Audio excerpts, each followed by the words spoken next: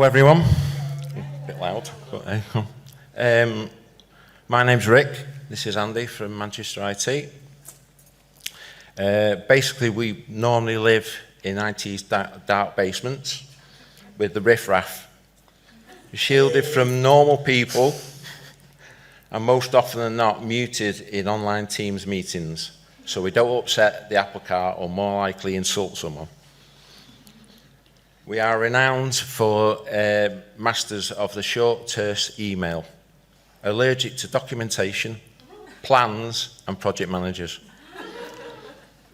We have it on good authority that our esteemed colleagues in research admin, including the famous Lita and Laura, Laura's not here, she's not feeling too well, have lots of wonderful phrases and names for us that reflect our IT genius and wonderful service that we provide for them.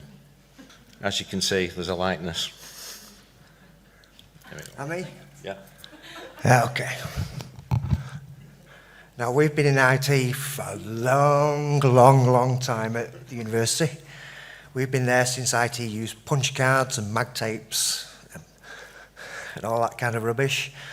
Remember the days of producing huge variable record type text files with COBOL, of all things, writing them to mag tapes and then sending them to the HMRC and backs via motorcycle couriers. This was all done on a 128K computer, the size of a small saloon car. Of course, things have allegedly moved on now, some with all flashy new things come along, like databases and SQL and that fangled internet thing. And we're database guys, and we were, and probably still are, highly agnostic about XML. We knew pretty much nothing about it and have been forced kicking and screaming into REST interfaces, XMLs and XSDs, and most importantly started without a clue in how we're going to produce these things. Yeah. You go on? Yeah. Go on, butthead. You forgot the nachos. Where's the mouse? Where's the mouse? Where's the mouse come? So basically, I know the timescale looks horrendous, 2 years, but most of the time was taken up by internal politics, vacillating committees, and procrastinating steering groups. We were also told to produce our own detailed plan and spec, which we had no clue what we were going to do to go and achieve the move to XML. And of course, with this all taking so long, other systems moved beneath our feet. So we kept having to update stuff. But what we set out to achieve was the replacement of these production interfaces with XML versions. As you can see, we started at the top, which is the easiest, and then we worked our way down to the dreaded thesis one. Where we started. So basically, some of you might recognize some of these base tables, names, and views.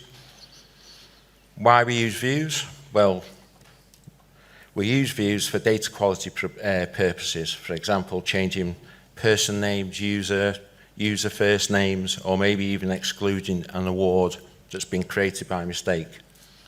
And various other scenarios pop up. This is really down to the lack of data quality in other systems within the university, unfortunately. And with these taking an awful long time to develop, we really didn't want to be starting again from scratch. So we consulted Elsevier on the matter, and they were very sensibly suggested that the best method is to keep your database staging tables, hooray, and generate the XML directly from them. So this was the previous configuration that we had set up with the SSH tunnel. And then to move on to the next one, and then, because it's the same job, it means we just literally flip it over to the XML configuration. So we basically sync in our integration staging tables, and then XML is built from the views. So we can do all our changes, person changes, whatever we need to do, you know, because we do get the odd occasion, don't we, where we need to change a first name or something's wrong somewhere else or whatever, so. So we started off with the easiest. This is the shortest and simplest interface we've got, the internal logs. And unfortunately, we ended up with somewhat of a... We were trying to get a pilot going, but we had to run a beauty contest at the same time. Now, I don't know what number multiple is, but we were told we had multiple options of how we actually produce XML. Multiple is better than 0. So we ended up with these 4 that they suggested, proper 4GL tools that we could use to write out files. The first 2 are SSIS add-ins. And then the third one, Boomi, is the new university's integration tool. And the fourth one is something called webMethods, a separate tool. The Boomi guys, who were all consultants and contractors, didn't want to use staging tables. They were adamant they weren't going to do that. They were all going to build it from scratch and clean up all the data in all the previous systems while they were at it. So we didn't think that was going to fly, and the timescale wasn't going to fly, so that got shut down in flames. Yeah. Whoa! Woo! Nearly. Don't wreck the joint. Jesus. Why not? Why not? So we were left with 3. So we ran a pilot, basically producing this job 3 different times with 3 different tools. Okay, move it down a minute. There you go. Okay, so how you actually go about this is quite simply, we take the advanced XML, which is on every integration job, and we compare it to the sync that we've got, and we choose, simply map on the fields that we're using and those that we're not. Slide 8, mate. Yeah. Yeah. Okay, so we just pull out the advanced XML, keep what we want, get rid of everything else. Which generally is quite a lot that we get rid of. So as you can see, got the mappings, and normally in the advanced XML, you will have dummy data in there, and what we've done is replace the dummy data with the table and column name from our staging tables. Once we've done that, use the tools, got a plethora of files, and we were into the Pure's error logs. So all those of you who've seen the synchronization jobs error logs sometimes can be a bit obscure, to say the least, can't they? Yeah. So we spent quite a lot of time here, probably a couple of weeks, just getting the syntax of the XML right, figuring out what the XSDs do and how you alias them, what the date format should be. Certain fields are a bit funny now about case sensitivity where they're not in the database, so that chucks out loads of errors. And some clever old sausage over in the other office I decided to go through our CRM system and put e-acutes on the end of words like cafe and stuff like that, which took us a couple of days to figure out that we had to sort of use UTF-8 encoding when we were producing the XMLs. In the end, we managed to get 1,800 organizations imported. It looked exactly the same as it was before, which is good. Lots of testing. Okay. And we decided that the tool we would use for maintenance purpose would be one called webMethods. So what we do now is we integrate the data into our staging tables with SSIS, and then it makes a call to another tool to kick off the XML production. Right? Yeah. Go on then. 12. So basically this followed the same sort of path, which was everything was in the advanced XML, XML values and camel cased, and empty values should be missed out entirely. But because we'd already done the first one, which is internal orgs, it was so simple to do, wasn't it? It was like we'd done it within a day, basically. It was finished within a day. We imported 28,000 users, and setup rules were exactly the same as it was before. The award feed, this was virtually the same, but there was a little bit of a quirk on it, wasn't there? Which is, this is 1/4 of our financial integration along with Black Dackle and as the starting point. Again, pretty much done in a day.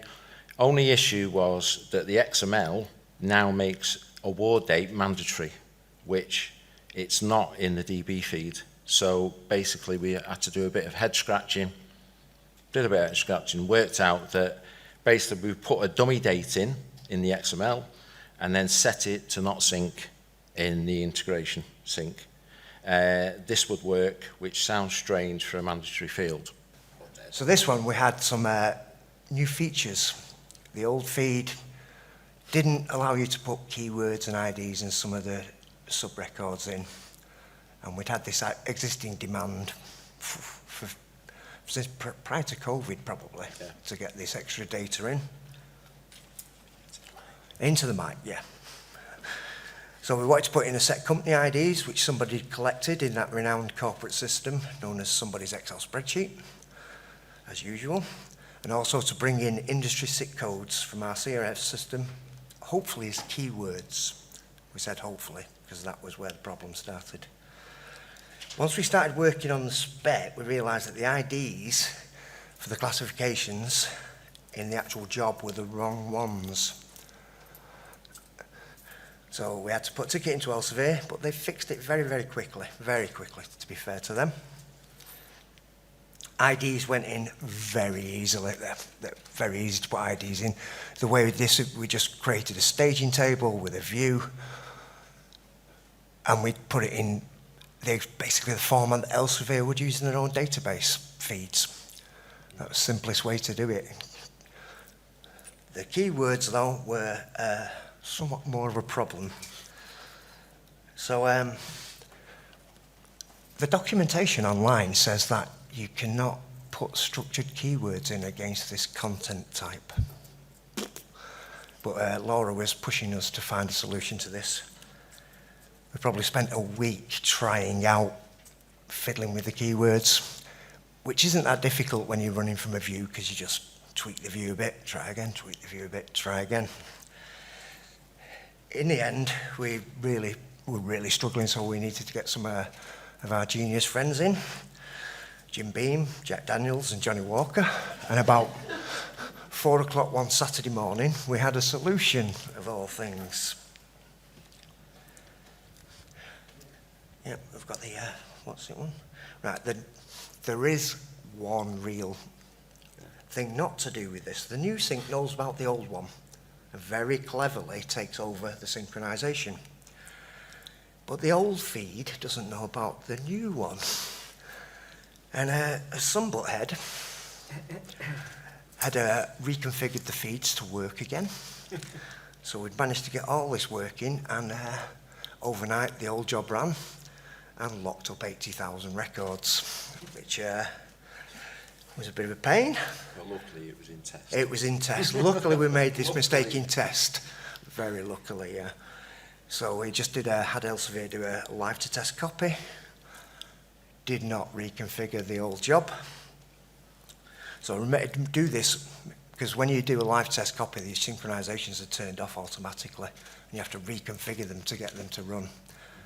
So just remember, when you go to prod, make sure that all one's turned off first. Okay, slide. So these are the new fields now appearing in the actual screen. So you've got a couple of IDs in there and a keyword in there, which is the text of a SIC code. And the reason Laura wanted this as a keyword is you can filter. There, back, yeah. That's it. You can apply these filters on keywords. So she can basically go in and go, show me everybody who's related to some kind of industry. And it'll do that filter for her. So she was very pleased with that. That kept her quiet for about 5 seconds. 5 seconds, yeah. That one went through about 85,000 records. No, that's 80,000 records were in that one. Yep. That's me again. Yeah. That's me again, butthead. Yeah, it is you. Go on. Me again, butthead. Okay, the person feed, this is probably our most complicated feed. The amount of data that goes through it. You notice the rules have now changed. So the rules we had to start with are now not the rules anymore. Apart from empty values can be ignored. Everything's not now in the advanced XML. So you have to start figuring some of the sections out for yourself. It's not actually, by the time you get to the stage, it's not too bad. You're starting to get a gist of what's going on here. And then some of the actual XML elements have got different names now. These are mainly around organization IDs, where they use kind of an inheritance model in the XSD. Okay, so at this point, you'll start actually having to get conversant with what's in the XSD. He's done it again. This was our main worry because this one is massive. So this is 85,000 people coming through this feed. That's 5.3 million lines of XML, which is a whole lot of roses in it, buttered. It certainly is, isn't it? Big point here is the rules have changed slightly, and you're going to have to do a bit more work at this point. Right, so thesis feed. This was always the flakiest of feeds and includes a logical error in the database design, which is Elsevier want to know about. If they want to know about it, they can bribe us privately. Dirty deeds done dirt cheap. Or beer. Or beer, yeah, plenty of beer. Nachos, that's fine. Plus, we're in the middle of moving away from our eScholar thesis system to a new system and a new server. In retrospect, this was probably a touch too much. When we moved to the new server, we had to change over the DNS, which caused issues, and it wasn't propagating properly, which virtually took 2 weeks to fix. Not our fault, internal stuff again.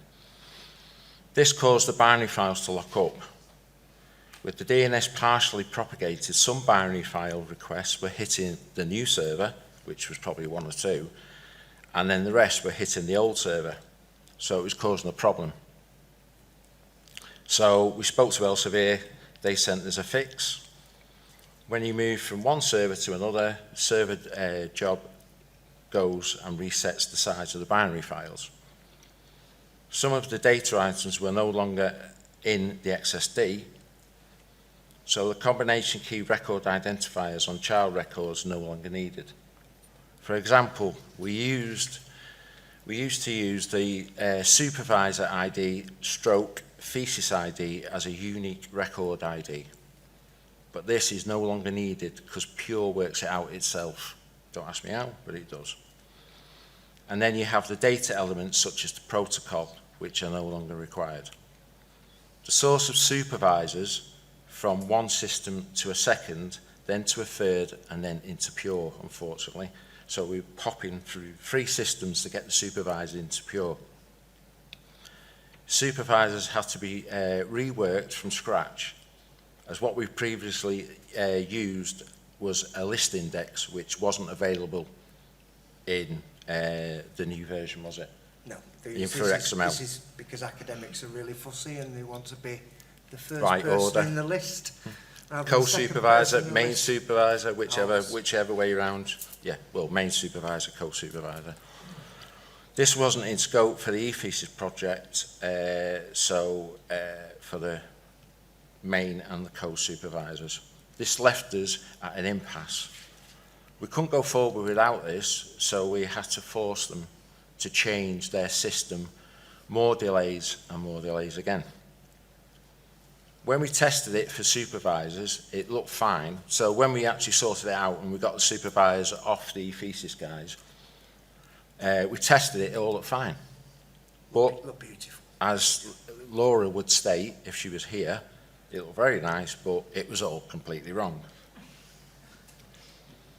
Obviously, there was no way of main supervisors were co-supervisors were main supervisors, They were just wrong. Yeah, they were all wrong. But because we were so we went back to basics, we rewrote the database view and came directly from our student system, i.e. System 1. So we went first rather than hopping through 3 different systems. But because we were reusing the staging views, we didn't want to redo the work again, did we? We didn't need to rewrite the XML because we were just The changing XML stayed view the same. that Yeah. supplies the XML. Which was good, saved us a bit of time. Yeah, So the main and co-supervisor role supplied instead in reverse sorted order, which everybody was happy. Main, co. Next. Oh, yeah, next slide, Trevor. Oh, is that it? Yeah? Yeah. Okay. Okay, S3 buckets. All we needed to figure out now was how to get the XML to pure. I'm doing it now. Due to our new stringent firewall rules, plus having a minor IT malfunction recently, which, do you know about it? No. What should have been straightforward definitely wasn't. We were advised to use Amazon S3 buckets. One bonus is we had a bucket man on the premises, this guy. So, no buckets, no policies, no guidance, and the IT strategy and government kept throwing questions back to us. And this went on for roughly 5 months. It took us 5 months just to get an S3 bucket. So we had a choice of 3 different types of encryption. Basic, which is virtually nothing. Median encryption, which just means that anyone in Amazon cannot view your data, your XML. And then the high, fully encrypted one, which just wouldn't have worked. Too restrictive, wouldn't have worked. So we went with the medium for a few pounds a year. Like most Amazon things, a small amount of money, lots of times. So that's everything converted to XML and working. But actual coding time probably took us 4 to 6 weeks out of 2 years. The rest was all in-house, wasn't it? Yeah. So, downsides, when you edit anything in the database, you need to regenerate the XML, rerun it, resync it, which massively increases time for testing and various other stuff. So what we could do before with the database views is we'd change some data and then just rerun the sync. So we're doing on the fly changes. Yeah. Now we have to go to somebody else to say, can you press the XML button for us? And then an hour later as well, they come back. Of course, you've got to do this before the data feed comes in overnight and wipes your changes back out again. Yeah. So. Yeah. So, and plus we had to be careful with the scheduling to make sure the sync jobs were timing correctly. So that's basically the end of our slides. Hope it's not been too embarrassing. But now we can go back to our basement, and the next time you'll probably see us is when we come back with our adventures on the right API. And that will probably be called Friday the 13th and Jason. I'd also just like to thank Laura, obviously they're not here, Andy Lee and Gail for being the project manager. She'd never done project management in her life, and she was an absolute star. Yeah, and if you need really detailed information, then you should email lita.denny@Manchester. Yep, or Laura. Oh, Laura. Right. How to help back Thank you. on.